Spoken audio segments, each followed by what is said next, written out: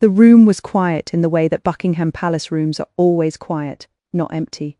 Never empty. There was staff at the periphery, a secretary near the door, the low hum of an institution that never fully stops moving, but the kind of quiet that falls when something has just been seen that cannot be unseen.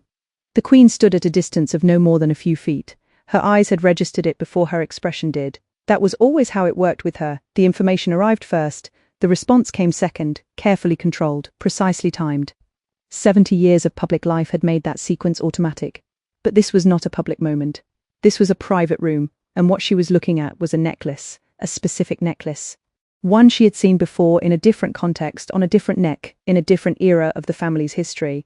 Camilla was wearing it. What happened in the next few minutes, documented across first-hand accounts and preserved in the testimony of palace insiders who spoke to royal biographers only years later, was not what anyone standing in that room had anticipated.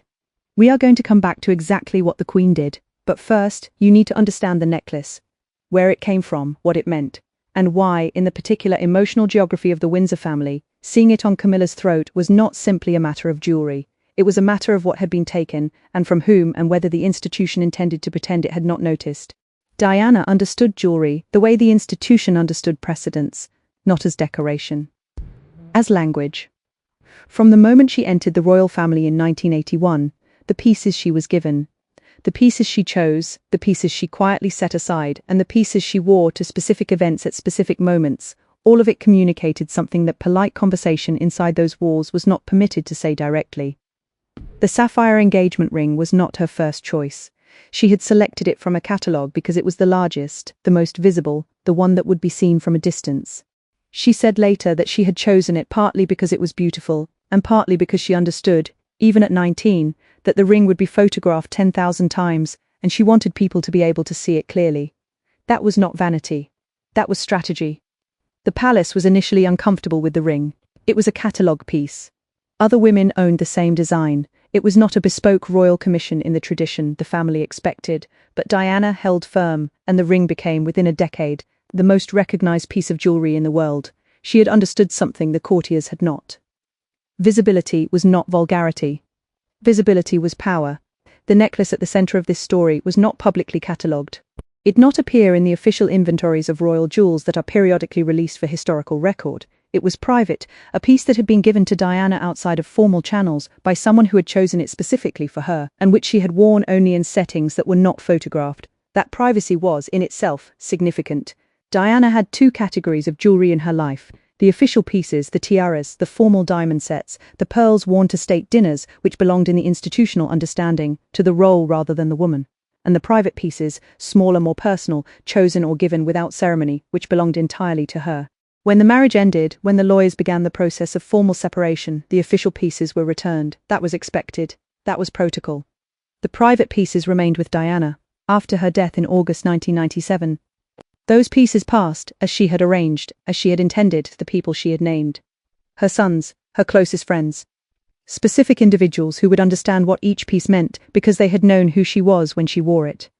The necklace had been among those private pieces, which is why, when the Queen saw it on Camilla's throat, the first question that moved through that controlled and disciplined mind was not about the jewellery.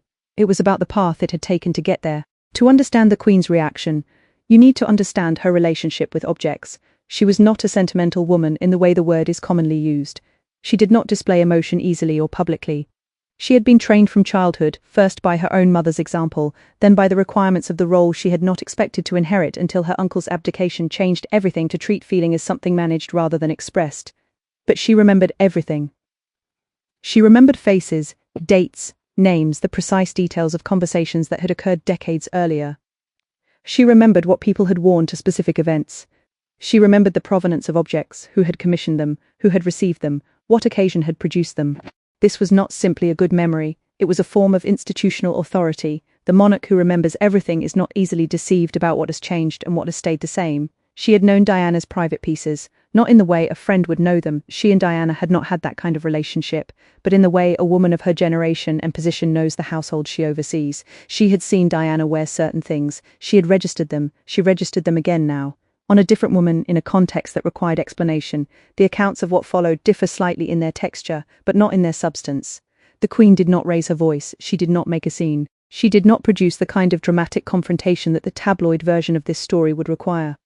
What she did was ask a question, delivered quietly in the tone she used when she already knew the answer and was allowing the person in front of her the opportunity to provide it without further prompting. She asked where the necklace had come from. The room, the staff at the periphery, the secretary near the door, did not move. Camilla answered. The answer, according to those present, was technically accurate. The necklace had been a gift from Charles, who had acquired it through channels that were, in the formal sense, legitimate. He had purchased it. It was now, in the transactional logic of ownership, Camilla's. The Queen listened to this. She said nothing for a moment that multiple accounts describe as measured. Not long, but long enough. Then she said, "I see." And she moved on. 2 words, "I see." In a different context, from a different person, those 2 words are nothing. An acknowledgement, a conversational stepping stone. From the Queen in that room after that question, they were a verdict. She had not said, "This is acceptable." She had not said, "How lovely." She had not said, "Charles mentioned it." She had said, "I see," which in the particular language of a woman who had spent 70 years deploying silence and restraint as instruments of institutional authority, meant, "I understand what has happened here. I understand what it represents. I'm choosing, at this moment, not to address it further, but I have not missed it." Everyone in the room understood that. Camilla understood it, the staff understood it, and Charles, when he heard what had occurred, as he did, because nothing in that house moved without being reported, understood it most of all. Diana had spoken about jewellery as inheritance in her private recordings. Not the official royal jewels, she had always been clear about those, had never claimed them as hers in a personal sense. But the pieces that had been given to her privately, the ones that lived in the smaller cases in her dressing room rather than the vaults, she had said she thought of them as things that would one day go to the boys, or to people she loved. She had thought about what each one would say to the person who received it. She had chosen the destinations carefully. She had not imagined another destination. This is the part of the story that resists easy framing, because what Charles had done, acquiring a piece that had moved through Diana's world, repurposing it, placing it on Camilla, was not, in the strictly legal understanding of the transaction, wrong. He had purchased it. Ownership had been established, but ownership and meaning are not the same thing inside a family like this one. The Queen knew that. Diana had known it too. She had understood, years before her death, that the institution would attempt to absorb her. To fold her back into the narrative it had always preferred, to replace the inconvenient complexity of who she actually was with a smoother, more manageable version that served the story going forward. She had recorded her voice specifically to prevent that. She had given certain objects to certain people specifically to prevent that. And here, in a quiet palace room, the institution had done it anyway, quietly, through the mechanism of a purchase and a gift. The Queen had seen it, I see. What the Queen did not do, in the days that followed, is as significant as what she said in the room. She did not instruct Charles to retrieve the piece. She did not issue any formal guidance about the handling of Diana's private effects. She did not make any public statement through her press office or through the informal channels by which palace positions are communicated to the media about what was appropriate or inappropriate regarding Camilla's appearance at official events. What she did was continue to manage the pace of Camilla's reintegration into royal public life with a precision that those close to Charles frequently found maddening. Events where Camilla could appear, events where she could not, functions where her presence was permitted at a distance from formal proceedings, occasions where her name appeared on official documentation and occasions where it did not. The pace was the Queen's to set, and she set it slowly. Charles had believed in the years immediately following Diana's death that the transition would be swift, that public sympathy for Diana would convert, gradually but surely, into acceptance of the next chapter, that the monarchy's ability to manage its own narrative would reassert itself. The Queen's pace told a different story. Yet Diana is not yet history. She is still present, and until the public has had sufficient time, not the time you would prefer, but the time that is actually required, we do not move faster than the room allows. There is a particular cruelty in the erasure of a woman through her own belongings.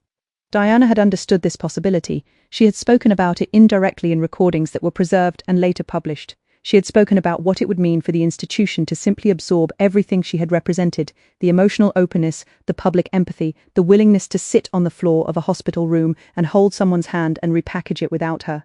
She had said she did not think they could do it. Not entirely. Because what she had given people was not a style that could be replicated. It was a specific kind of honesty. The honesty of someone who had been inside the machine and had chosen, at considerable personal cost, to say what she had seen. That could not be worn. It could not be inherited through a necklace or a gesture or a carefully calibrated public appearance. It belonged to her.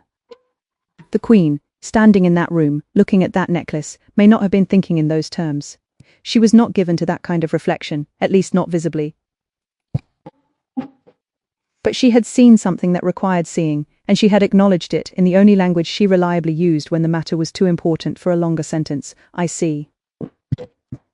Diana did not go quietly. She had said that herself, on camera, in front of 23 million people, and she had meant it as both a description and a warning.